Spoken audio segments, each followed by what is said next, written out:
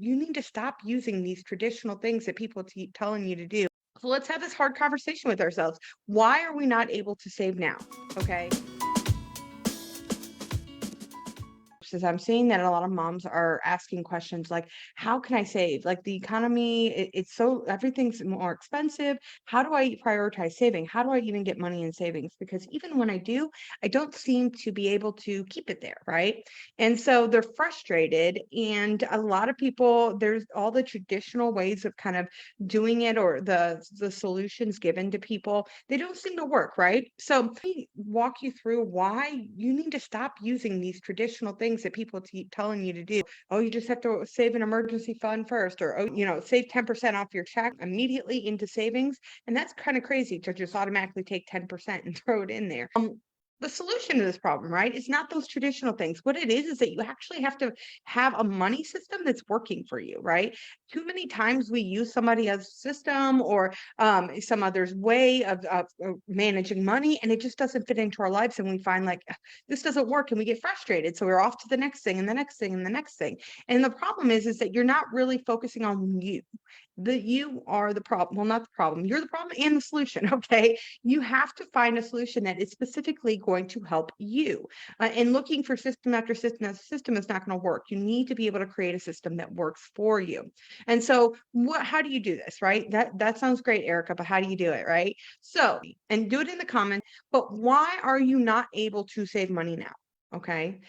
Let's have a real conversation, real, just with you and me. If you want to put them in the comments, no excuses, no blame, no anything. And we take responsibility for our actions here. And I do this all the time, and it's not fun, trust me, but I find that, whenever there's something that I'm not able to do, and sometimes I can convince myself that I'm not in control of it. And in some cases that's true. There are portions of that, but generally I'd say 90% of the time, there's something I can do about it, right? I just have to take responsibility, and I need to take action, right? So let's have this hard conversation with ourselves. Why are we not able to save now? Okay. People out there actually still saving and still making it happen. And you can too, absolutely can do this. Even in this economy, you can save money, you can invest, you can put yourself in a better position. It is absolutely possible. So ask yourself that question. And like I said, put it in the comments if you feel brave enough to do it. So once you've identified that, let's say you say, you know what, Erica, not able to save because I'm not intentional with my money planning every month. It's not consistent, and it's not every month. And there's maybe a host of reasons why you're not able to plan this ahead of time. But the core problem is that you're not able to plan. Okay. That's going to be my example for the course of this to kind of help explain how this works. So once you've identified the core problem is that you're not planning intentionally every month. Now we can look at problem solving and optimizing. Okay. So this is what I do with my clients in my intentional spending method. Okay. The first thing we do is we review, we figure out what's going well and what's not. That's what you're going to do here. You figure out step one. Why can't I do this? Identify that, right? Once you're able to identify the obstacle that you are facing, then you can start working on optimizing the money system and getting it to work for you. Now, I use my solve technique with this. This is how I do it. Okay. So, first, we identify the system, the part of your money system that needs to be optimized, which is, a budget or an app or a spending plan, whatever you want to call it, that needs to be focused on. Okay. Don't focus on any other part of managing your money. We're focusing on one problem and one solution at a time. If we do too much too fast, we won't be able to consistently stick with it. Okay. So, what part of your money system needs to be? In my example, it's going to be, the planning portion, which looks like I said, budget or anything else. So once you identify what that is, now you can say, okay, what's the obstacle with this system? What part of the system is causing me not to be able to save? For example, if we go with what I was talking about with that, well, maybe you try to create a spending plan every month, but you find it difficult because there's too many things that is not on the spending plan in the place. And then you have to continuously track, and there's so many moving parts, and it gets frustrating and overwhelming after a while, right?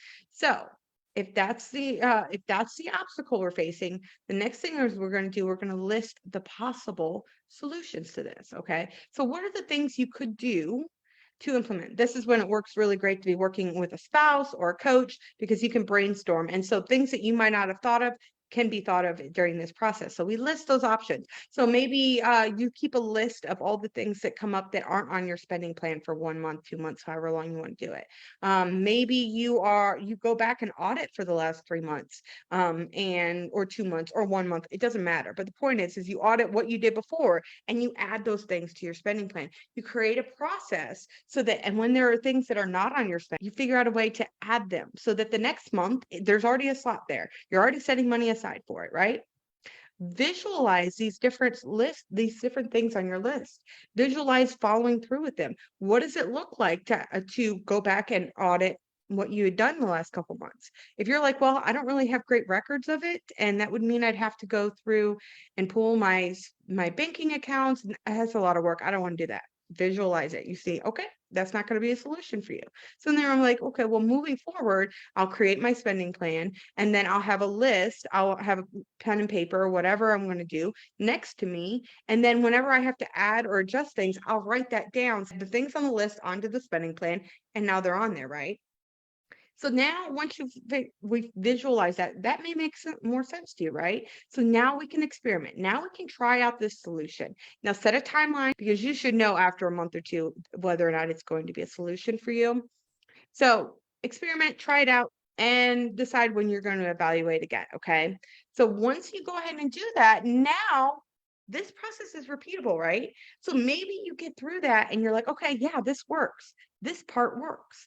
I'm able to add this on here and now my spending plan is more intentional, but now I'm faced with a different problem. Now you know what? I'm kind of short every month because I put everything in and now I'm in the red.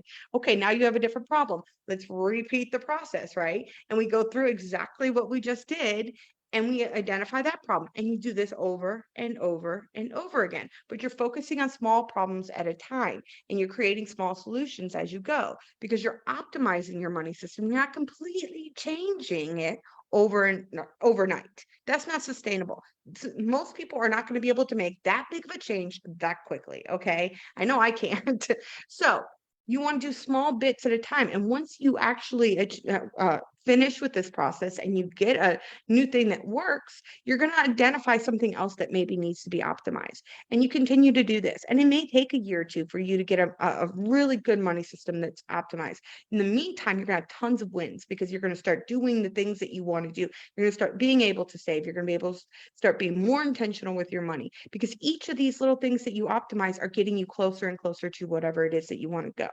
So this is why my intentional spending method is like amazing. And I absolutely love working with clients with it because it's not a one size fit all solution, a process. Okay. It is a process, a framework that I bring my clients through to help them optimize their money system.